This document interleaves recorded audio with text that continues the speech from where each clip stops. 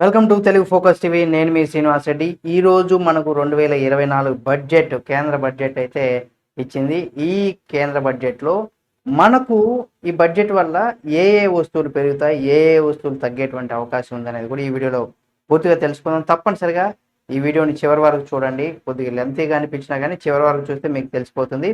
అలాగే మోడీ గారి పాలన పైన మీరు కనుక ఆయన అభిమానులు అయితే తప్పనిసరిగా మన Telugu focus TV channel subscribe చేసుకుని పక్కన ఉన్న బెల్ బటన్ ఒకటి మాత్రం మర్చిపోకండి. అలాగే ఆయన పాలన ఎలా ఉంది, వాళ్ళ బడ్జెట్, ఇప్పుడు ఈ బడ్జెట్ సంబంధించి కూడా మీరు కూడా మీ యొక్క అభిప్రాయాన్ని కామెంట్ రూపంలో తెలియచేయండి. ఇక 2024 బడ్జెట్, ఈ బడ్జెట్లో ఈ బడ్జెట్ వల్ల పెరిగేటివి తగ్గేటివి కనుక మనం చూసినట్లయితే కేంద్ర ప్రభుత్వం ఇప్పుడు తరపున ఆర్థిక మంత్రి అయినటువంటి నిర్మలా సీతారామన్ గారు లోక్సభలో 2024-25 ఆర్థిక సంవత్సరానికి తాజాగా బడ్జెట్ అయితే ప్రవేశపెట్టారు. సామాన్యుడి నుంచి కూడా కార్పొరేట్ రంగం వరకు కూడా అన్ని రంగాల ప్రజలకు కూడా బడ్జెట్ కొంత ఆసక్తికరంగా ఉంటుందనేసి కూడా గమనిస్తుంటారు. అయితే తమకు ఎలాంటి ప్రయోజనాలు కల్పిస్తున్నారో తెలుసుకునే ప్రయత్నం అయితే చేస్తున్నారు. తాజాగా ఈ బడ్జెట్ ప్రసంగానికి సంబంధించి ఆర్థిక మంత్రి కొన్ని వస్తువులపైన కస్టమ్స్ డ్యూటీ అయితే తగ్గించింది, మరికొన్నిటిపైన పెంచుతున్నట్టుగా కూడా తెలిపింది.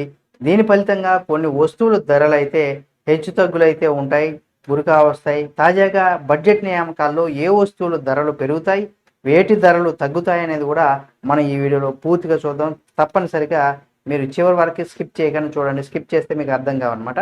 అయితే చౌకగా లభించేటి వస్తువులు ఏంటి అనేది కదా మనం చూసినట్లయితే మొబైల్ ఫోన్స్, అలాగే మొబైల్ ఫోన్స్ వాటి ఛార్జర్ల పైన కూడా విధించినటువంటి బేసిక్ కస్టమ్ డ్యూటీ 15% తగ్గించినట్టుగా కూడా కేంద్ర ప్రభుత్వం తన యొక్క బడ్జెట్లో అయితే పేర్కొనింది, ప్రవేశపెట్టింది కూడా. దీంతో రాబోయే రోజుల్లో స్మార్ట్ ఫోన్ల ధరలు తగ్గేటువంటి అవకాశం ఉంది అని కూడా చెప్పుకోవచ్చు.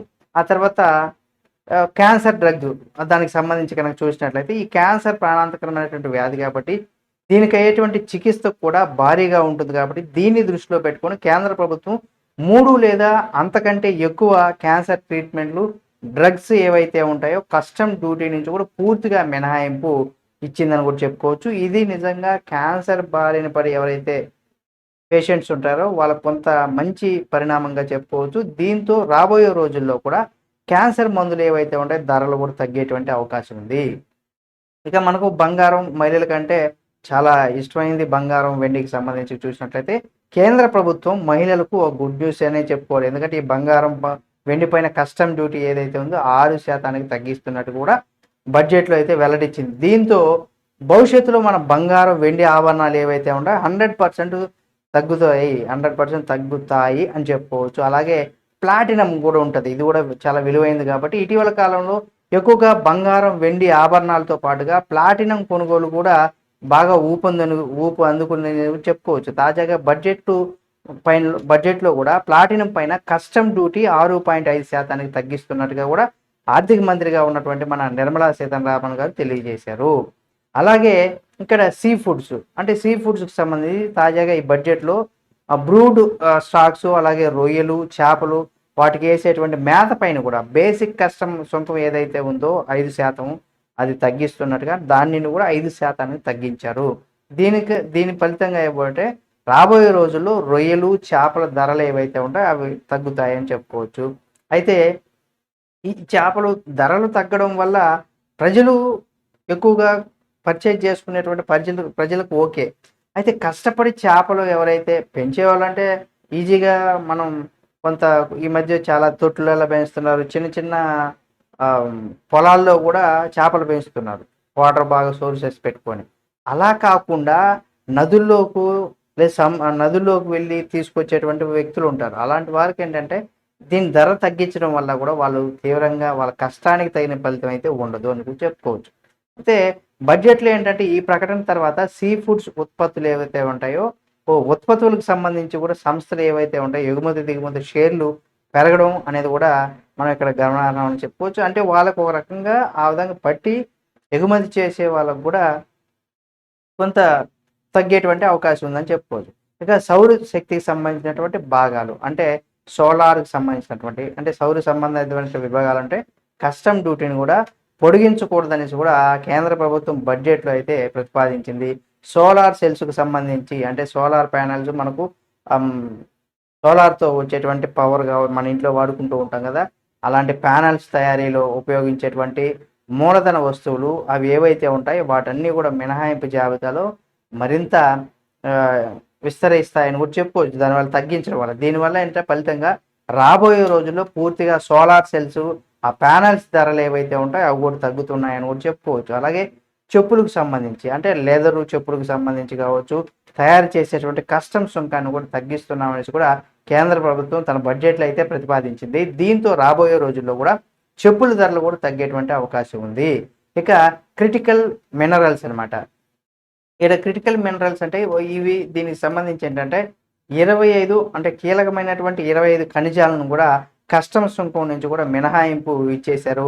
వాటిలో మనం చూసిన రెండింటి పైన మనం చూసిన బీసీడీని కూడా తగ్గిస్తున్నారనమాట. అంటే ఫెరోనికెల్ అలాగే బ్లిస్టర్ కాపర్ పైన కూడా బేసిక్ కస్టమ్ డ్యూటీని కూడా తొలగించేసింది. దానికి సంబంధించి కూడా ఇక ధరలు ఇప్పటి వరకు మనం తగ్గేటివి చూసాం. ఇక ధరలు పెరిగేటువంటి వస్తువులు కనుక మనం చూసినట్లయితే ఇక టెలికాం డివైజెస్కు సంబంధించి కూడా 100% మనకు ధరలు పెరుగుతాయని చెప్పుకోవచ్చు. అంటే కొన్ని రకాలైన టెలికాం పరికరాలు ఏవైతే ఉంటాయో దానిలో బేసిక్ కస్టమ్ డ్యూటీని కూడా 10 నుంచి కూడా అది 15% పెంచారు. అంటే 5% అయితే ఇక్కడ పెంచారని చెప్పుకోవచ్చు. దీని ఫలితంగా వాటి ధరలు కూడా పెరుగుతాయి.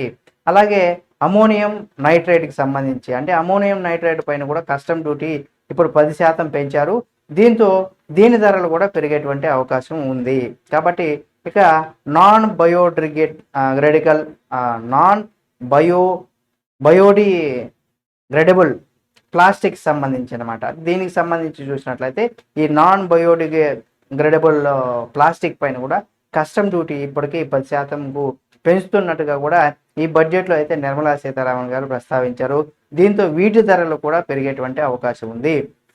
ఒక రకంగా చెప్పాలంటే బేసిక్గా నిత్యావసరం మధ్యతరగతి కుటుంబీకులకు సంబంధించినటువంటి ఏవైనా ఉన్నప్పుడు ఇప్పుడు ఈ ధరలకు సంబంధించి చెప్పారు, కానీ మధ్యతరగతి కుటుంబాలకు నిత్యావసర వస్తువులు ఏవైతే ఉంటాయో దీనికి సంబంధించి కూడా ఇప్పటి వరకు కూడా కేంద్ర ప్రభుత్వం కొంత ఆశాజనకమైనటువంటి బడ్జెట్ ఇచ్చిందా లేదని కూడా ప్రతి మనిషికి తెలుసు. అంటే ధరలు ఏ విధంగా ఉన్నాయి అనేది కూడా మీ అందరికి తెలిసిందే. మీరు ప్రతిరోజు ఏదో ఒకటి ఇంటికి కావాల్సినటువంటి నిత్యావసర వస్తువులు కొంటూనే ఉంటారు. ఎవరో ఒకరు ఎక్కడో చోట కొంటూనే ఉంటారు. దానికి సంబంధించి కాకుండా ఇవన్నీ కూడా చాలా అరుదుగా వాడేటువంటి వస్తువులు అనమాట.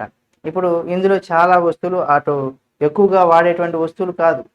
ఇప్పుడు మొబైల్కి సంబంధించి బంగారం అంటే బంగారం ప్రతిరోజు కొనరు. ఏదో పెళ్ళిళ్ళు శుభకార్యాలు ఉండేటప్పుడు మాత్రమే కొంటారు. కానీ బంగారం కొనిపెట్టుకుంటారు, కానీ తగ్గించడం వల్ల కొంత ఇది. మిగతా ఏంటంటే మిగతా అన్నీ కూడా జనరల్గా మనం నిత్య జీవితంలో వాడేటివి కాదు. నిత్యం జీవితంలో వాడేటువంటి వాటిపైన కనుక ఇటువంటి బడ్జెట్లో తగ్గింపు కానీ చేసుంటే నాకు తెలిసి చాలా బెస్ట్గా ఉండేదని కూడా మధ్యతరగతి దిగువ మధ్యతరగతి కుటుంబీకులు కూడా ఉపయోగపడే విధంగా ఉండాలని కూడా ప్రతి ఒక్కరు కూడా కోరుకుంటాం. మరి ఈ బడ్జెట్ దీనివల్ల తగ్గినటువంటి ఐటమ్స్ కదా, ఇంకా చాలా ఉన్నాయనుకోండి, అయితే మరొక వీడియోలో చేస్తాను. ఇందులో మీకు ఏమనిపించింది అనేది కూడా మీరు మీ యొక్క అభిప్రాయాన్ని కామెంట్ రూపంలో తెలియచేయండి. మరిన్ని వీడియోల కోసం మన Telugu focus TV channel subscribe చేసుకొని పక్కనే ఉన్నటువంటి బెల్ బటన్ ఒకటి మాత్రం మర్చిపోకండి.